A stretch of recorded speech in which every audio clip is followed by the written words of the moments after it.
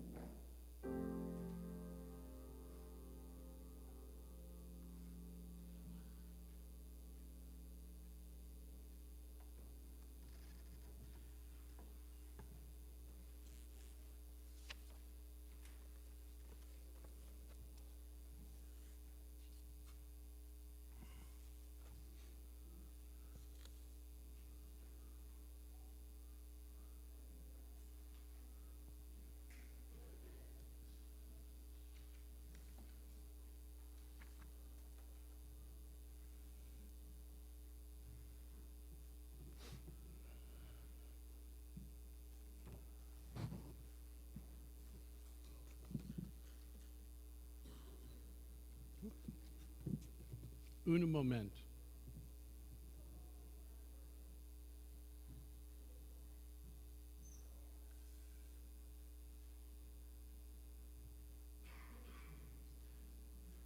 While Aaron is away for a moment, I'm cluing you in now that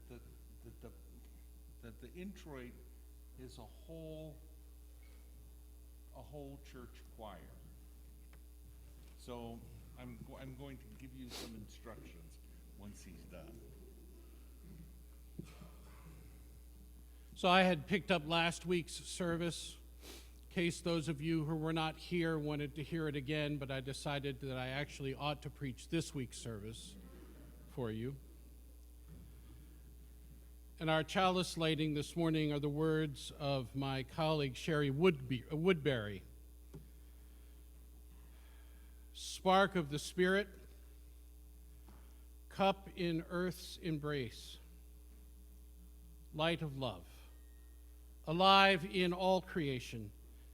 As we kindle this flame, we rekindle our connection to the sacred web of life.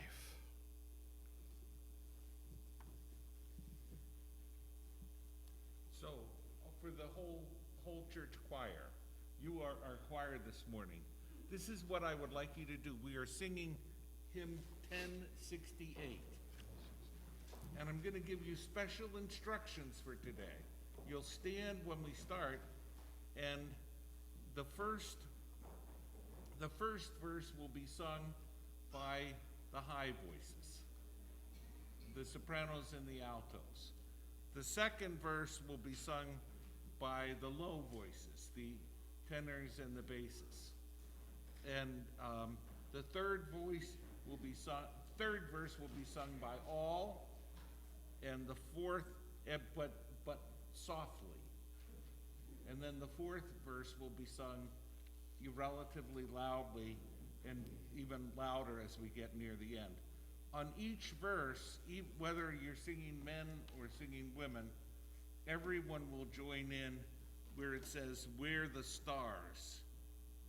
In each verse, everybody comes in there. Okay? So, and of yes. course, this is a no-fault harmony congregation, so you're going to sing wherever you come, right? 1068. Called Rising Green. And this is kind of for the sermon. So stand, if you will, please. So higher voices first verse, lower voices second, and all the third and fourth.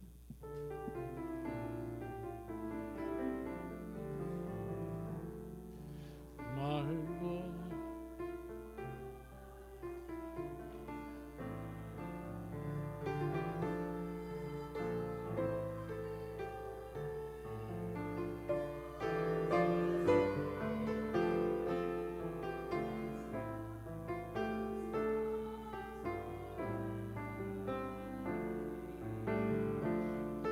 Everyone.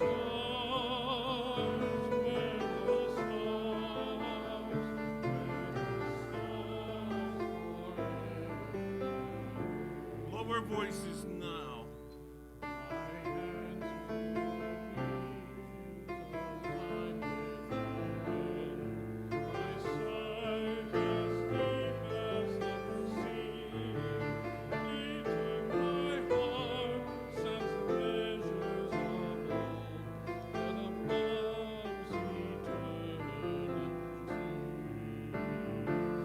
Everyone.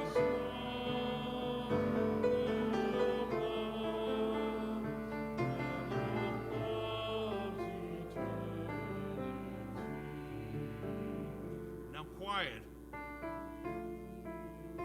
Times as they answer come, rushing on as far distant sand, bringing my song in the wind of my breast, and my love goes over the land. Now more.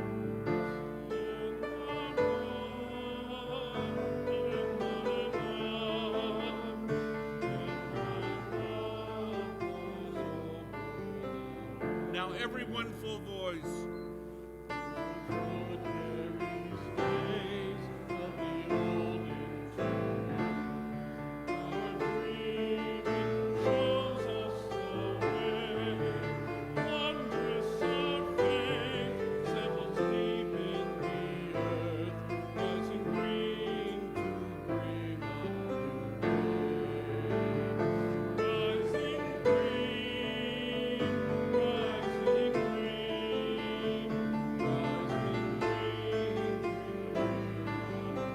Repeat that.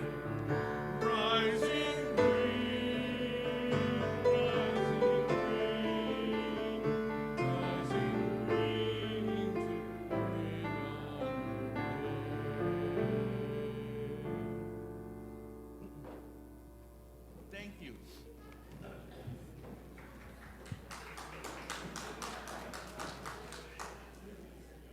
So, for those of you who have not yet joined the choir, yes, you have. Good morning.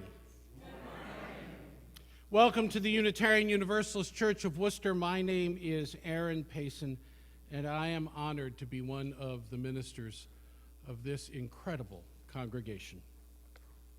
A congregation of love, hope, and justice, inspiring people to take on the challenges of a changing world.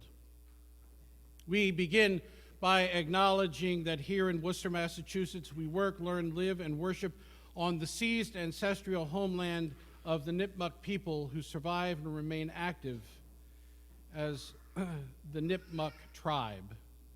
If you would like to learn more about the Nipmuc community, please see the brochure that is available in our foyer.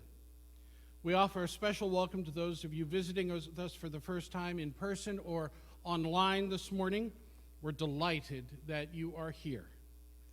We hope that you will join us in Fellowship Hall following the service for refreshments and conversation.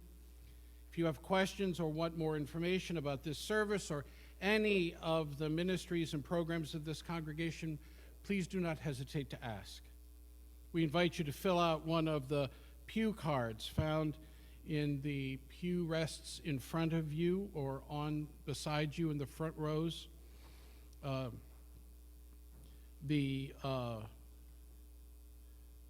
The cards can be placed in the offering plate or given to one of the ushers, greeters this morning.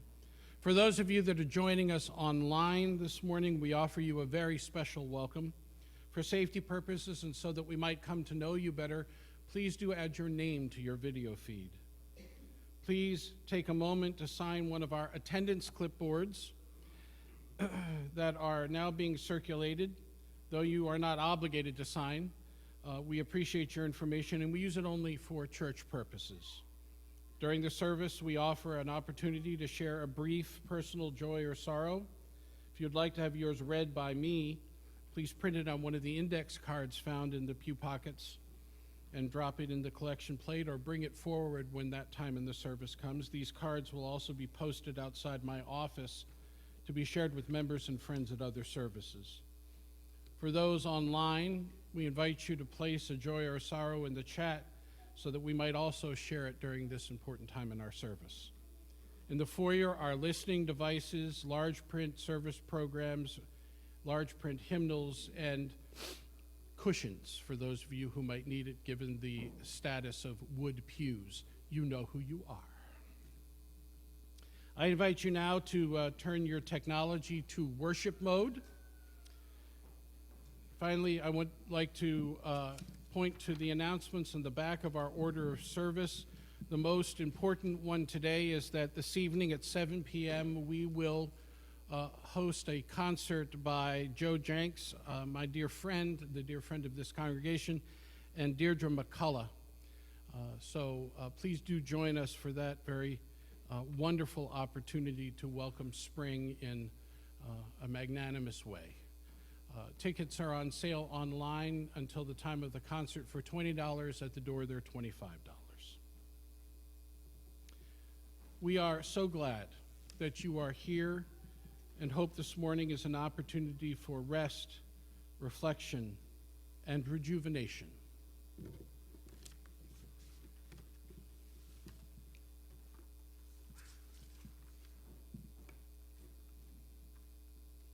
Our opening words this day are those by Gretchen Haley, entitled Rise. Because the tides are rising, so must we. And so when I point to you, I would like you to respond with the word rise exuberantly. Ready? So, because the tides are rising, so must we. Rise. To this moment, Rise.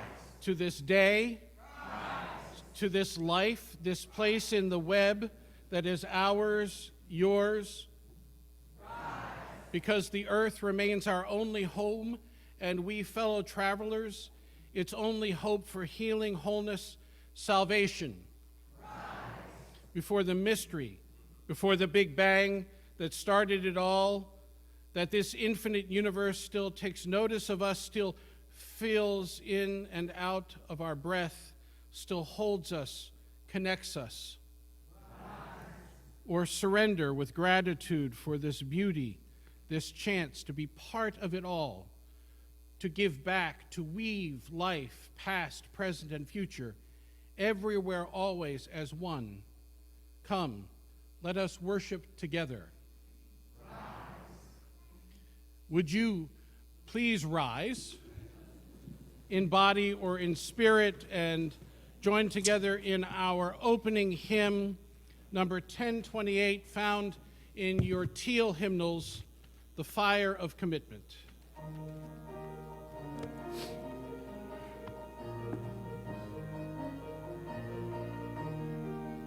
From the light of days remembered burns a beacon bright and clear, guiding hands and hearts and spirits into faith set free from fear. When the fire of commitment sets our mind and soul ablaze, when our hunger and our passion need to call us far away, when remembrance and assurance of the faith that burns within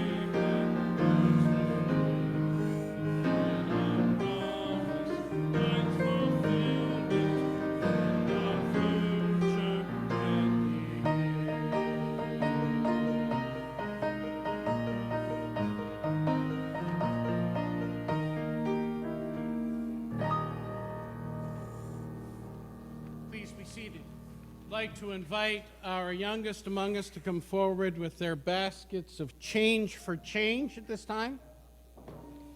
For those that are new with us, this is the weekly opportunity that the participants in our religious exploration program have to contribute to the ongoing ministry of the church's emergency fund. If you have change that you would like to share, please raise your hand, and one of our basket bearers will be quick to find you.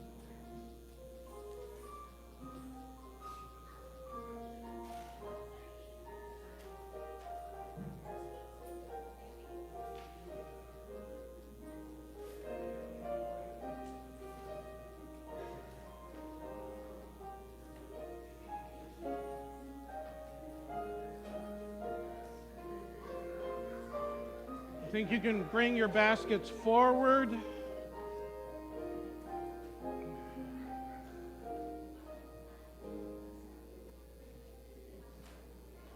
We want to send you forth into a day that we hope is wondrous and wonderful, full of friendship.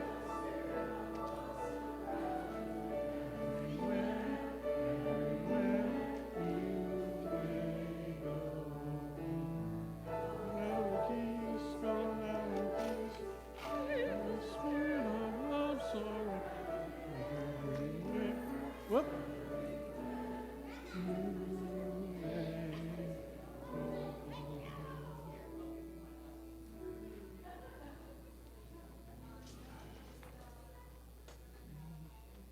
Thank you so much.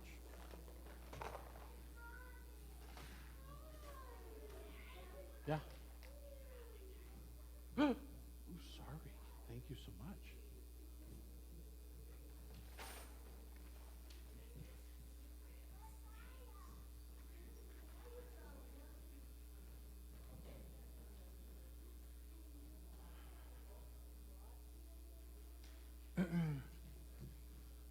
I will date myself by saying every time I do that, I have flashbacks to that scene in Animal House in the supermarket. You know,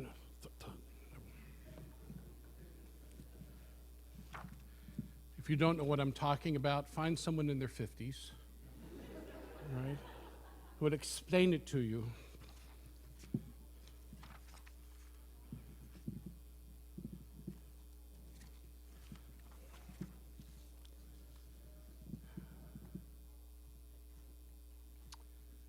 There is a wonderful book called The Book of Joy, written by the Dalai Lama and Archbishop Desmond Tutu. Have any of you read the book or found copies of it?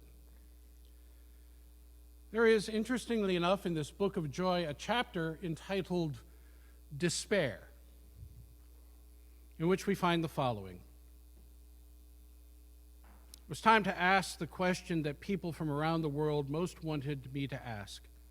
A question not about joy, but about sorrow. And not about others, but about not about theirs, but about others. People all over the world wanted to know how they could possibly live with joy in a world so filled with sorrow and suffering. A woman named Dawn, who sent a question, asked it this way: the world is in such turmoil, war, starvation, terrorism, pollution, genocide. My heart hurts for these issues. How do I find joy in the midst of such large world problems? Anyone recently asked themselves that question? Yeah. Archbishop began, "You show your humanity," he said, "by how you see yourself not as apart from others, but from your connection to others. I have frequently wept about the things such as the ones you have mentioned. Yes, we are capable of awful atrocities. We can give a catalog. And God weeps until there are those who say, I do want to try to do something. It is good also to remember that we have a fantastic capacity for goodness." And then you look again and you see those doctors and nurses from other parts of the world who go into those situations. I mean, you think of, say, Doctors Without Borders. And you ask, why do they go there? I mean, they could stay in France or wherever they have a wonderful practice, but they don't. They go off to some of the most poverty-stricken places.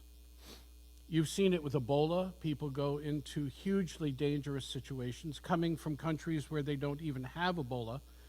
And they have no reason to go to Sierra Leone or whatever. They're just showing us that we are capable of being. And by proxy, we link ourselves to those and try as much as we can to enter into who we are, a people of compassion. What can I do to help change the situation, you ask? You may not be able to do a great deal. But start where you are and do what you can where you are, and yes, be appalled. It would be awful if we looked on all of the horrendousness and we said, it doesn't really matter. It is so wonderful that we can be distressed. That's part of the greatness of who we are. That you are distressed about someone who is not family in any conventional way, and yet you feel distressed equally. It is incredible just how compassionate and generous people can be.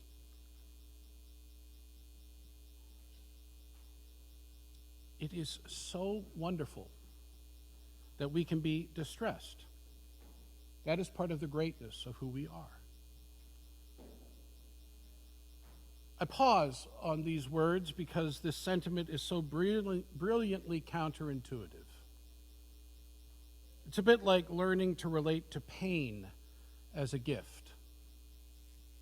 Several years ago, Dr. Paul Brand and Philip Yancey published a book by the same name, The Gift of Pain, in which they tell the story of Dr. Brand's lifelong service in India to communities marginalized by leprosy, and he becoming one of the world's topmost experts in the disease, which he notes is not fundamentally a disease that causes skin to rot away, but one that kills the nerves which, when activated, cause pain, leading those with the malady to suffer injuries and infirmities that go untreated before they manifest their most deadly consequences.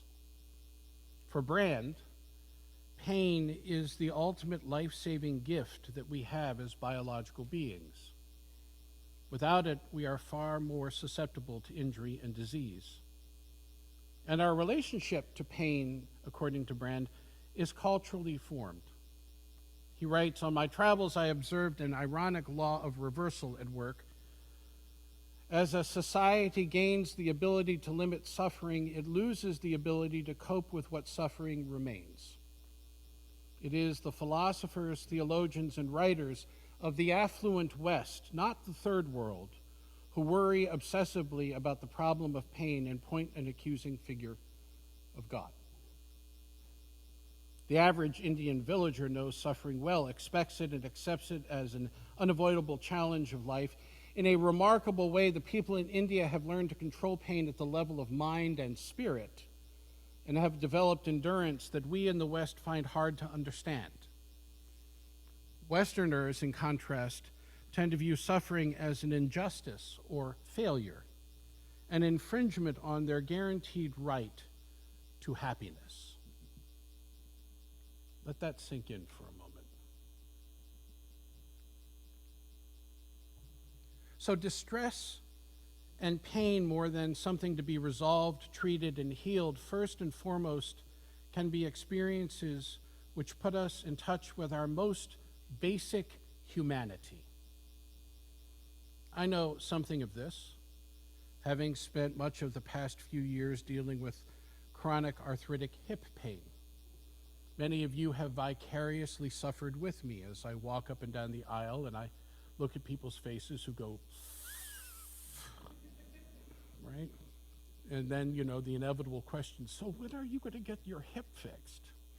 So I stop feeling your pain, right? Or the genuine concern for my own well-being because pain is visible. But I want to tell you something about the gift of that pain. Part of what that pain has allowed me to do is to slow down. I mean, if you think I'm active now, when I get my hip done, I make no promises, right? But the process of dealing with that ongoing challenge of pain has meant that I get to slow down. And so one of the rituals that I have in the morning, I take my dog out as soon as my coffee comes off the Keurig, and we step out into the backyard, and one of the things that I have spent the last umpteen weeks noticing is the fragile beauty of an ancient azalea bush in our backyard, and how it has diminished over time. And I worried the last few weeks because I did not see blooms or leaves starting to form the way I did on the trees, and I thought, oh God, winter has done it in finally. And yet I have observed over the last couple of weeks how, despite the fact that it looks more fragile than it ever has, it is in fact blooming. Leaves are forming. Not as robustly as it did 25 years ago when it was a vibrant, younger plant. You know who I'm talking about, right?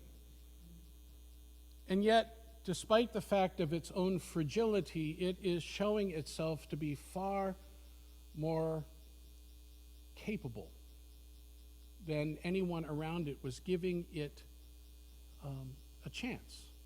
Right?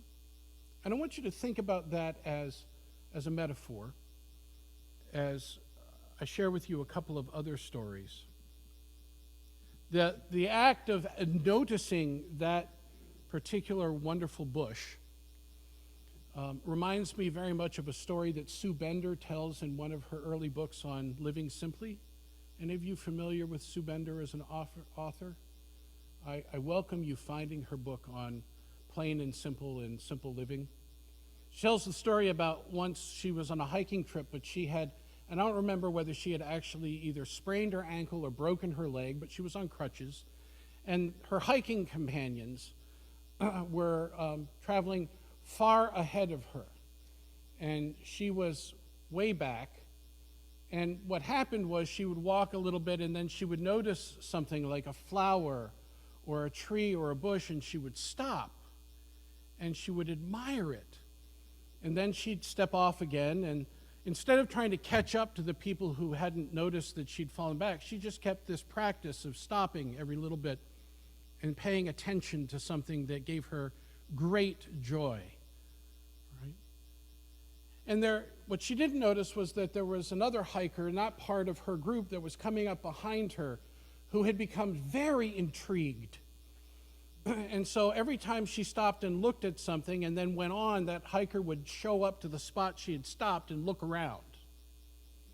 And finally caught up to her at one point and said to her, "How is it that you see such wondrous things?" And her response essentially was, "I broke my leg." Right?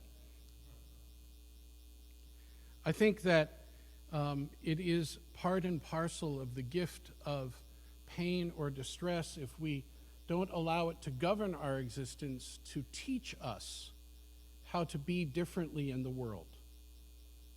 And if there's any core lesson in my message today, it's that. You who have felt much distress over the past 4 months, have you allowed it to teach you anything? It is, in many ways, also a source, this distress, this pain, a source of co-suffering, of compassion, if you will. I think about the death of Pope Francis this week and all of the ways in which people are honoring his legacy and celebrating his ministry in the world. And I'm mindful that the primary lesson associated with his ministry was one of co-suffering, of compassion, of witnessing to how it is that we bring our best selves to serve those who have been made most vulnerable in the world. And it was only a couple of months ago in February that Pope Francis wrote the bishops in America the following: He wrote, "I'm writing today to address a few words to you in these delicate moments that you are living as pastors and of people of God who walk together in the United States of America. The journey from slavery to freedom that the people of Israel traveled, as narrated in the book of Exodus, invites us to look at the reality of our time, so clearly marked by the phenomenon of migration, as a decisive moment in history to reclaim not only our faith in God, who is always close, incarnate, migrant, and refugee, but also the infinite and transcendent dignity of every human person. These words with which I begin are not an artificial construct. Even a cursory examination of the church's social doctrine emphatically shows that Jesus Christ is the true Emmanuel. He did not live apart from the difficult experience of being expelled from his own land because of imminent risk to his life, and from the experience of having to take refuge in a society and a culture foreign from his own. The Son of God, writes the Pope, in becoming human, also chose to live the drama of immigration. He says, "I like to recall, among other things, the words with which Pope Pius XII began his apostolic constitution on the care of migrants, which is considered the Magna Carta of the Church's thinking on migration. Pope Pius wrote, 'The family of Nazareth in exile, Jesus, Mary, and Joseph, immigrants in Egypt and refugees there to escape the wrath of an ungodly king, are the model and the example and the consolation of immigrants and pilgrims of every age and country, of all refugees of every condition who, beset by persecution or necessity, are forced to leave their homeland, beloved family, and dear friends in foreign lands.' Likewise, Jesus, loving everyone with a universal love, educates us in the permanent recognition of the dignity of every human being, without exception.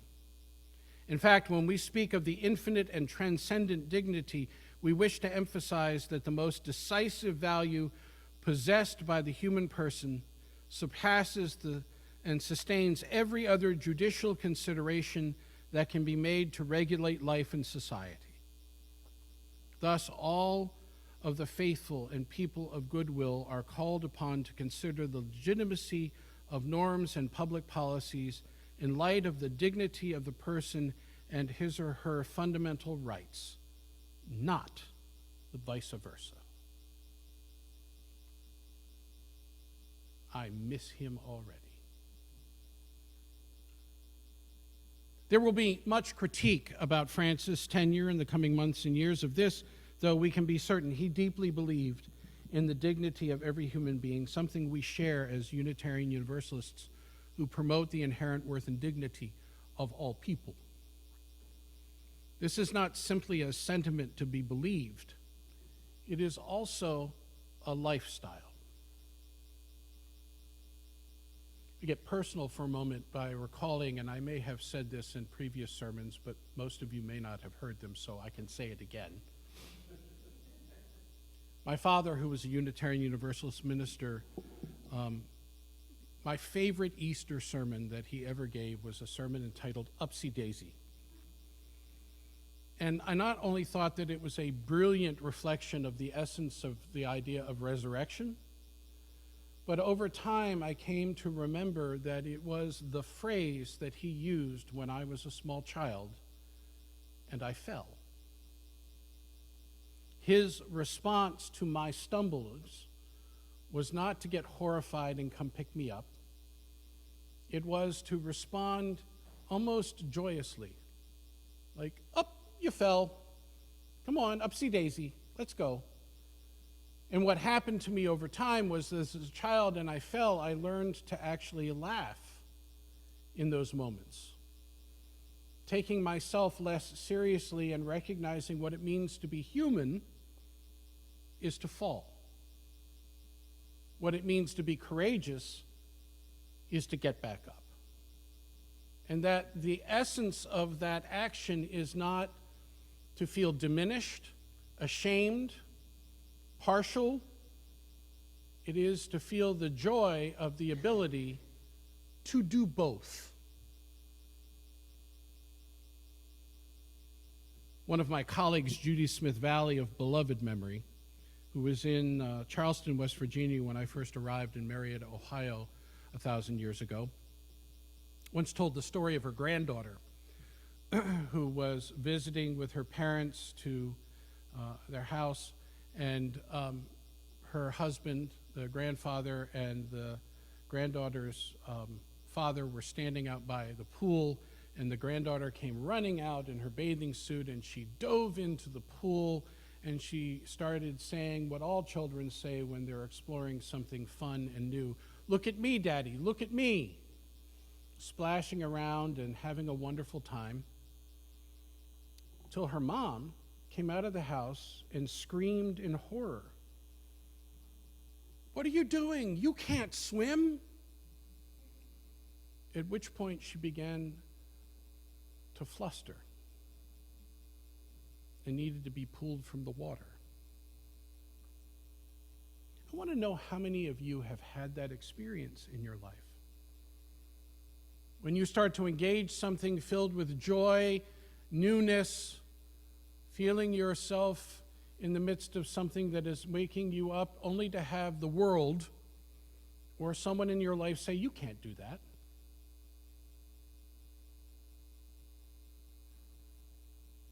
Here I'm mindful that joy in those situations is not simply a response to the wonder of life itself. It is also an expression of freedom, a freedom that sometimes gets denied. It was Adrienne Marie Brown, the author and just incredible thinker, who writes, "Feeling good is not frivolous, it's freedom." She says, "Oppression makes us believe that pleasure is not something that we all have access to." One of the ways that we start doing the work of reclaiming our full selves, our whole, liberated, free selves, is by reclaiming our access to pleasure. She continues, "As a black woman in this country, I have to walk around every day knowing that had I been born at a different time in this country's history, it would have been a policy, like part of the law, that I could be raised for the pleasure of whoever owned me at the time."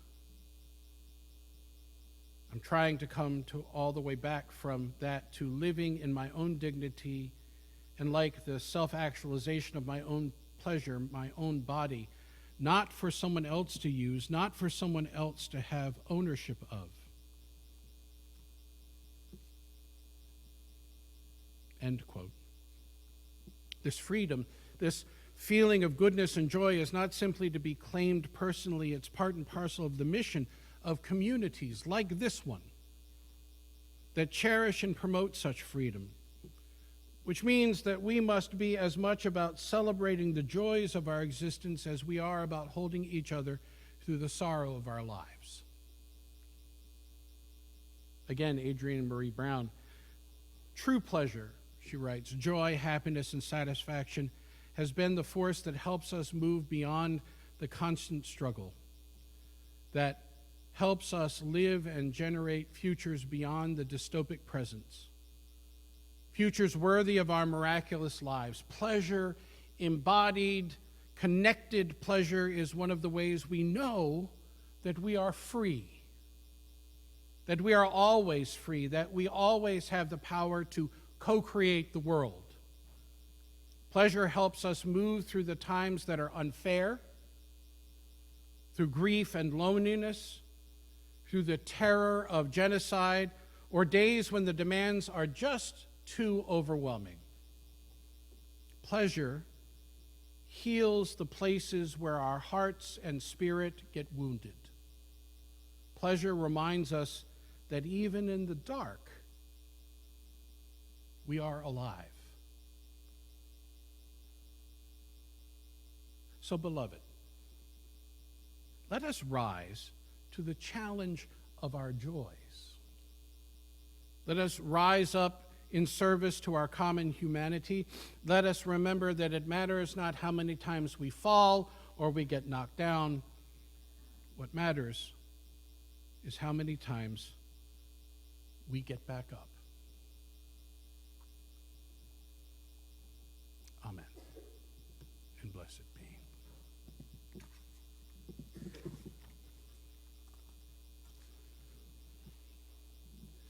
We come to that time in our service when we are given an opportunity to share that which is symbolic of our own efforts, a time when offering allows us to consider our own contribution to the ongoing health and wellness of this community, the ongoing capacity for ministry and for programs that continue to enliven the joy that is possible in living our values far out from this place and at its deepest core.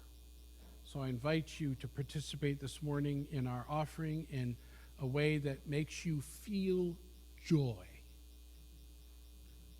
For those of you who are online, I welcome your participation in our offering this day. You can do so digitally by texting 508-231-5335 and contributing again until you feel joyful about doing so. This time our morning offering will be received.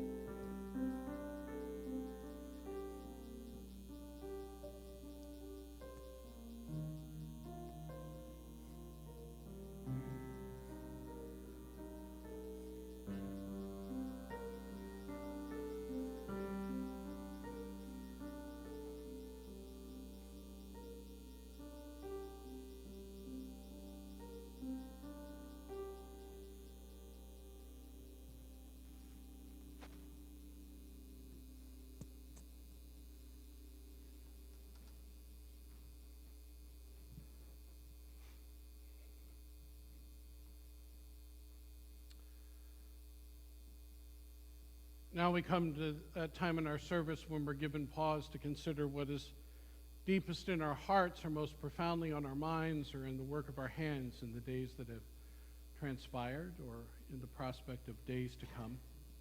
Joys and sorrows that touch us deeply and are given another measure of meaning because of our capacity to share them in the midst of a company that claims us as a journeyer.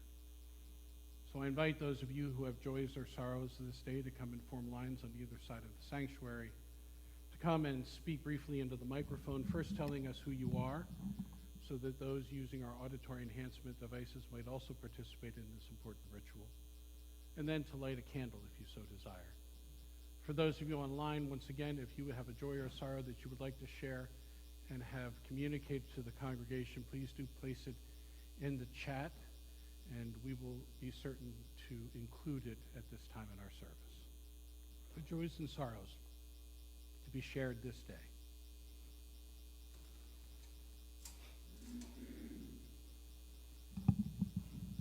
I'd like to share the joy of family.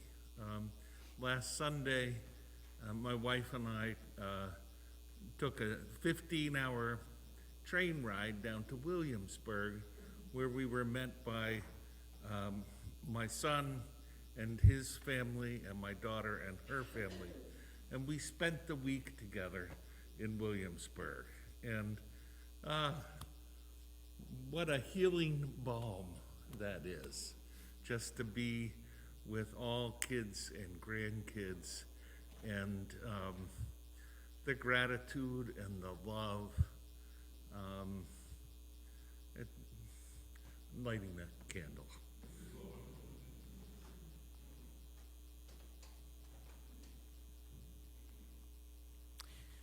My name is Jessie, and I have a concern to share. We live in the Wachusett Regional School District, and there is a motion that is going up before the school committee tomorrow evening to require parents to give parental consent for children to be able to read books that feature LGBTQ plus themes and characters. I'm a parent of a transgender teen and a librarian, and I've been working really hard to get into lots of good trouble in the last couple of years, making my kids' school library a really inclusive and welcoming and wonderful place that's full of all sorts of windows and mirrors in children's literature, and this is so important to me. So if I plan to go to the meeting tomorrow night at 7 o'clock at the high school in Holden. If you have a child in the Wachusett district or you feel connected to this issue, I urge you to show up and be in support of people who care about children's right to read. Thank you. Whose call are we going to take?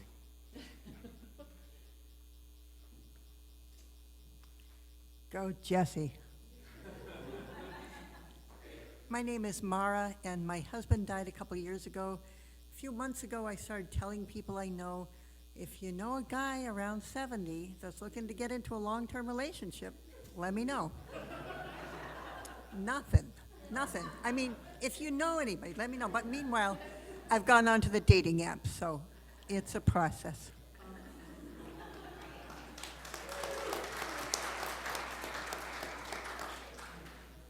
Hi, my name is Laura. I'm 50 and I'm not on a dating app. Nor do I want to be.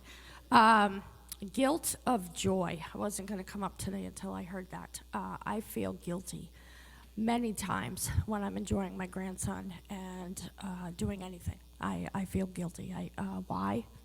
Because I have a soon-to-be 22-year-old homeless, pregnant, mentally 12-year-old daughter. May 6th is her C-section. The shelter kicked her out because she's due any day. So she's sleeping in a tent, so I spend most of my nights listening to the police scanner. When she was 16 years old and I fought like hell, I was told that she, at 16, has reproductive rights and there's nothing I can do. Well, right now, she's an adult, and she has all the rights to do or what not to do. In any given shelter in Worcester, it's easy to commit to drugs, and there's a whole bunch of them out there, than it is to a therapist. Rain was kicked out of the shelter, so that meant there goes her case manager. She doesn't have a mailing address, so there goes her SNAP benefits or anything like that. So then the guilt is all the people that I see with those cardboard signs that are either strung out to be mocked or judged or told to get a job. They shouldn't have a tent. They're such losers. They decided to do this stuff. What family member stands up in the middle of the night listening to the police scanners, praying to whatever God they believe in, and they just have no idea how to get back to themselves? I'm petrified that DCF is going to call me on May 7th to take another one. I'm guilty when I say no. I'm guilty if I say yes. I have 15 million people telling what I should be doing. I dread when the phone calls. I dread when the phone doesn't call. Mom, I'm doing okay. I have no idea where her tent is. The phone that I gave her is now broken because she breaks things. So whenever you see a cardboard sign person, whether they're strung out or they're not strung out, because sometimes it's easier to just strung yourself out and just forget what you're actually doing. Just remember that there's a loved one that's praying for them. Thank you.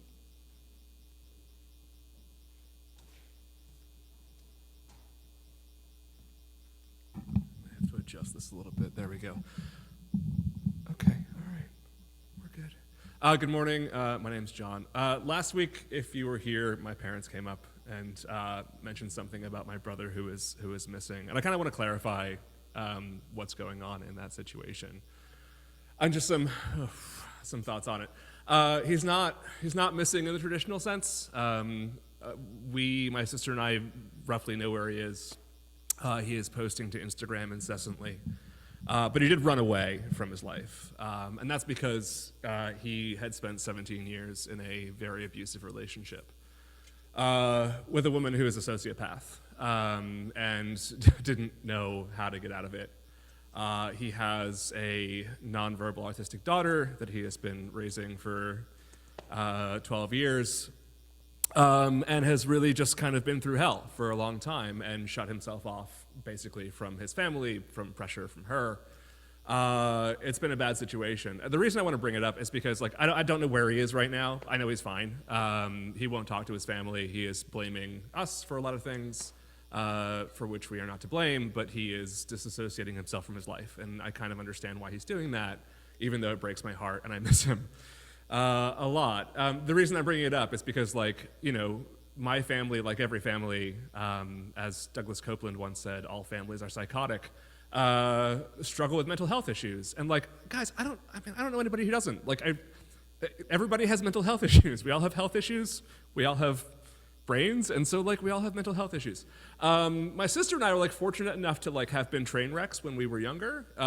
So we were able to sort of confront those health issues and deal with them, and put ourselves on antidepressants and that sort of thing.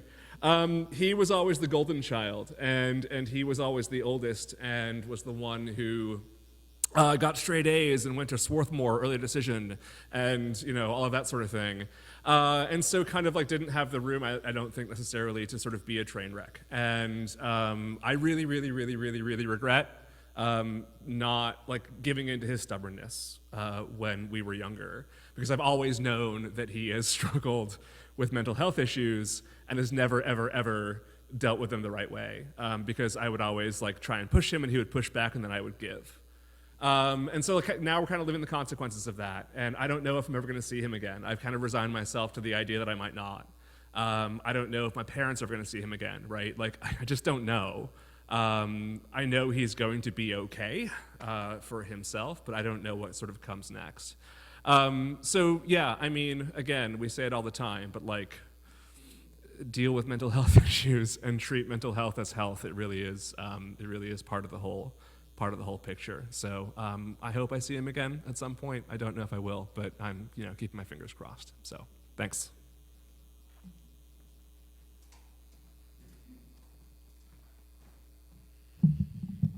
Hi, I'm Kate Sweetser. I have a joy and pretty big news. As of Tuesday, we are fostering a 13-year-old. She was a friend of my twins, and in school, we'd never met her. She suddenly had nowhere to go, sitting in the DCF office on Friday of last week, and got in touch with my kids. We were going to take her for the week. Turned into indefinite. And she's absolutely lovely. Unfortunately, she has been the caretaker for all of the adults in her life and kind of raised her little brother for years. And I'm just really happy to be able to give her a home where we're going to take care of her and allow her the time to be a kid. And she's been settling in really nicely, and the kids all love her, and she's, it's been great. So we're looking forward to going forward with that.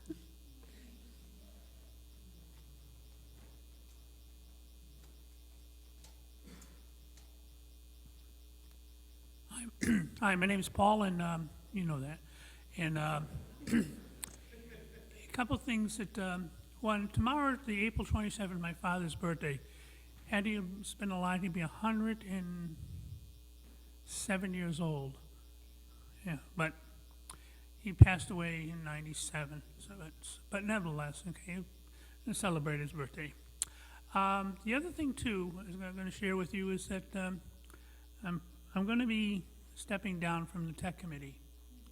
And it's one of the things, I'll be there to support if they need, if they need me, but if they want me to help.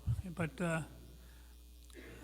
it's time to move on. I want to do some other things too. I mean, I've been thinking about this for years, and not that many years, but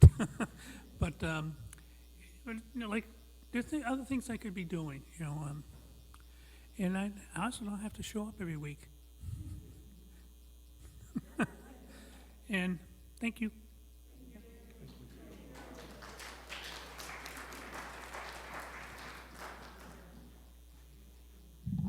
Hi, I'm Andrea. So many things have been said that are relevant. So I'm an adoption social worker, as you all probably know at this point. 6 or 7 years ago, our staff at full staff was 4 to 5 people. And we were doing about 20 adoptions a year, which was good and high for our agency. This past year, we have been functioning at 1.5, 2 people in our office, and we will be hitting 30 before the end of this fiscal year adoptions, and we have at least 5 more in line still. So, we've been able to bring people together and families together and support and security and love, and I'm just so glad to be part of that.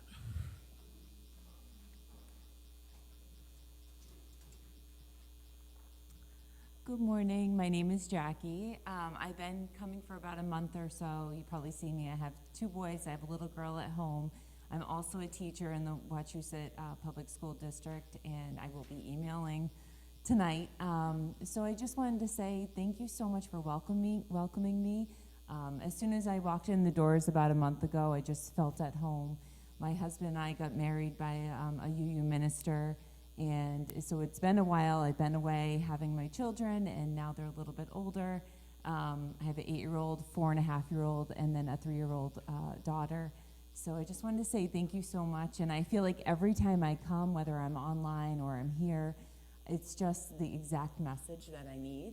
And so I really just appreciate you welcoming me with open arms.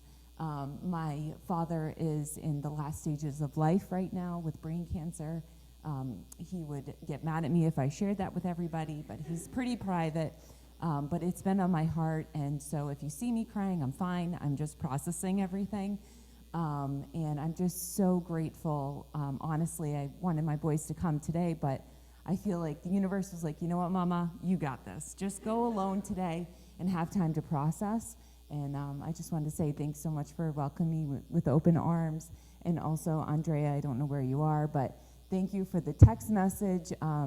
Leo was like, no, I'll sit this one out today, but he's looking forward to seeing Victor hopefully next Sunday. So thank you so much. Thank you. Crying in the sanctuary and processing is a mutual spiritual discipline here. Just remember that.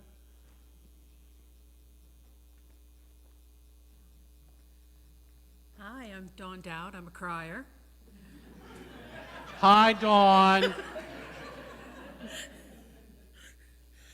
We need to put together a support group for those of us No, who are going through no, some. we are all that support We're the group. support group? Oh, Yeah. all right. I'm actually here this morning because I have the honor of sharing joys and sorrows for our online community. John Mathis writes, John Mathis is grateful that he is now out of the hospital and recovering at home. John and his wife, Nancy Freiberg Robertson, are extremely grateful for a visit from Reverend Payson yesterday, so Nancy could get out of the house for a few hours. John immensely enjoyed his conversation with the minister. I also want to share that Frances, and I'm going to apologize if I say this wrong, Schlesinger, wanted to share that she had a colleague at work who had lived in a tent at Wampatuck State Park, so there are others who understand that.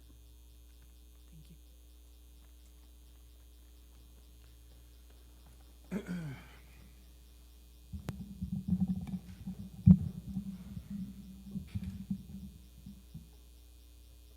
Let's be in the spirit of prayer.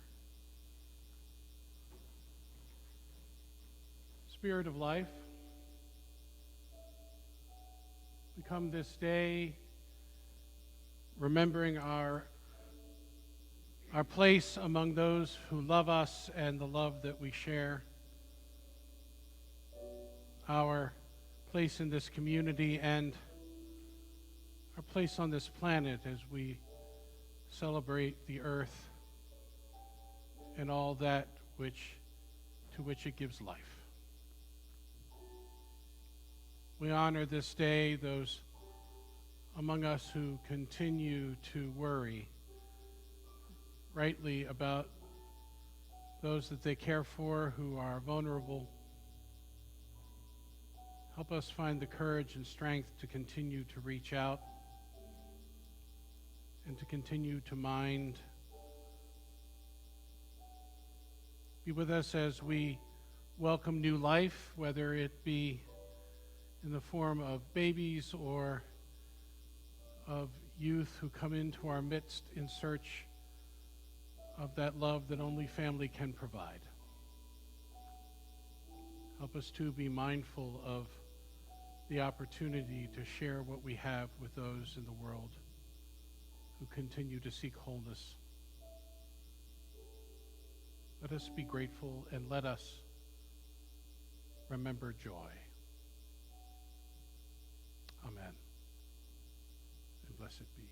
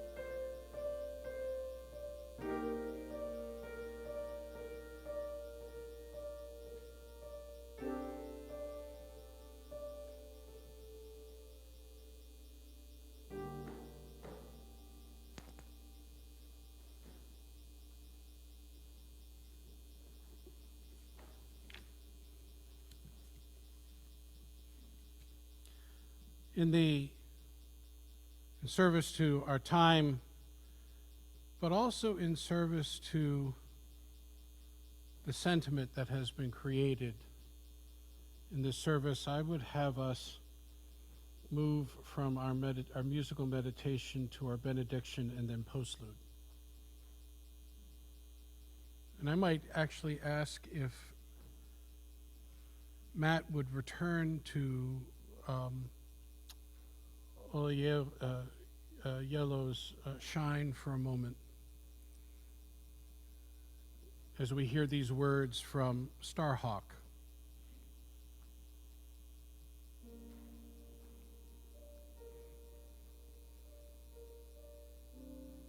Earth Mother,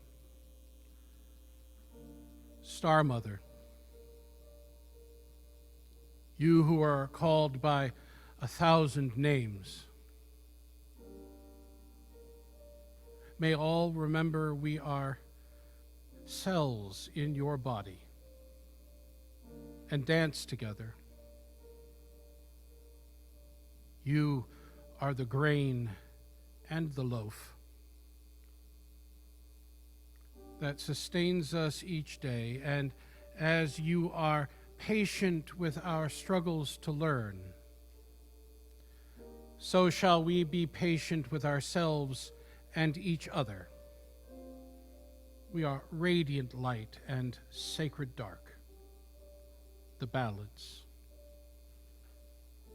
You are the embrace, the heartens, and the freedom beyond fear.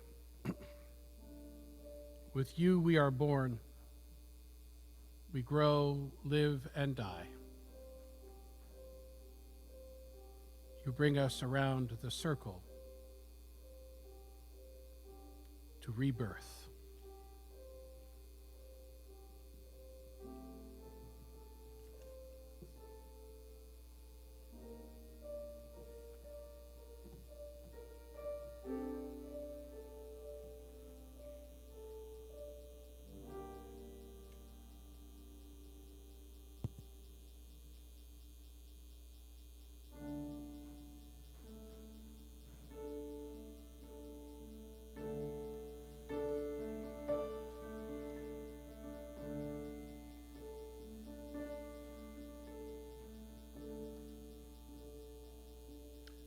When I was a boy each week, on the Sunday we would go to church, pay attention to the priest, and he would read the holy word and consecrate the holy bread. Everyone would kneel and bow. Today the only difference is everything is holy now. Everything is holy now.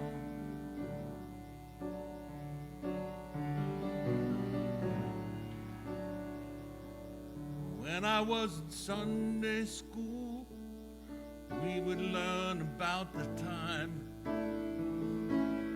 Moses split the sea in two, and Jesus made the water wine. And I remember feeling sad, miracles don't happen still. But now I can't keep track, 'cause everything's a miracle. Everything's a miracle. Wine from water, it's not so small, but an even better magic trick is anything is here at all. So the challenging things becomes to not look for miracles, but finding where there isn't one.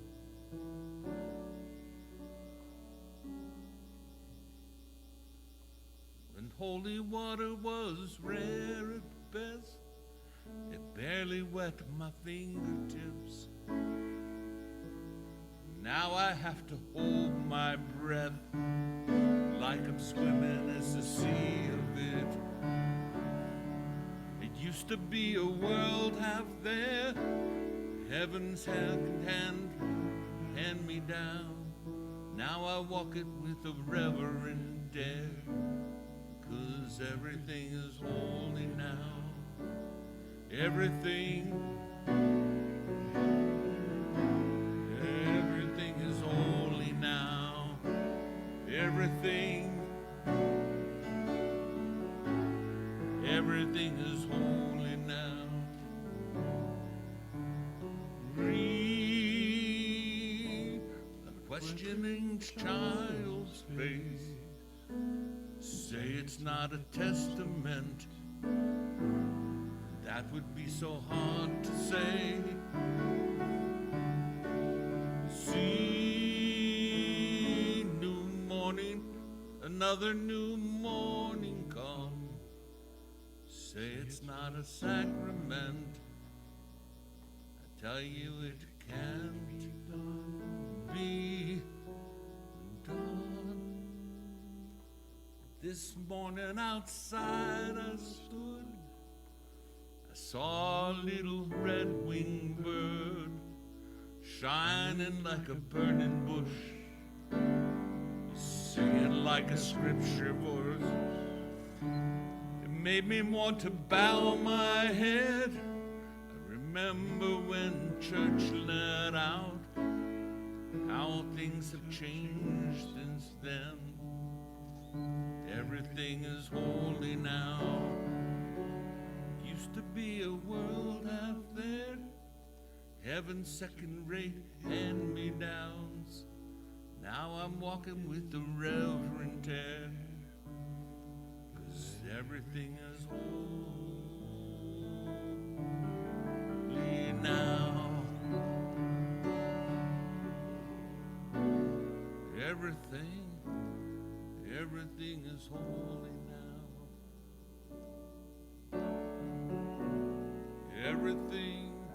Everything is holy now.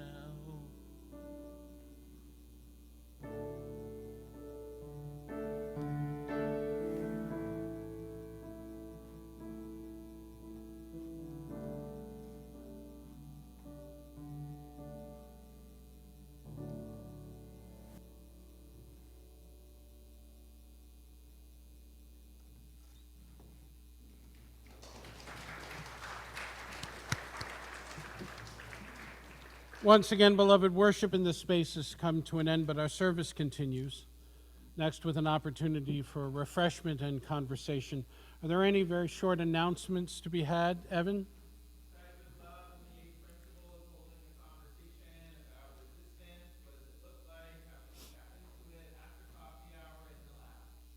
So, resistance in the lounge after coffee hour. Look for a QR code down the hallway, $5 for pizza. We start at 6 o'clock. 6 p.m. for games in Fellowship Hall on Friday night. As many of you know, IHM will be closing their doors as of the end of the fiscal year, so if you still have a host week and volunteers are needed, your time is still valuable over at IHM this week. There's a lot of availability for evening and overnight episodes there. Next week is our host week, so check out our website, ihmworcester.org. Click on the volunteer tab. Your time is still needed in the short-term rental program. Excellent. Tonight, Yep. Joe Jenks and Deirdre McCullough, 7 o'clock. Be here or be square.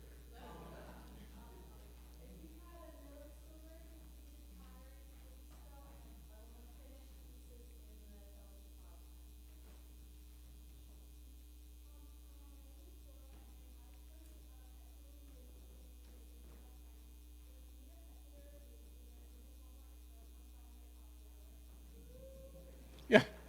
Don't all rush her at once, but go see her.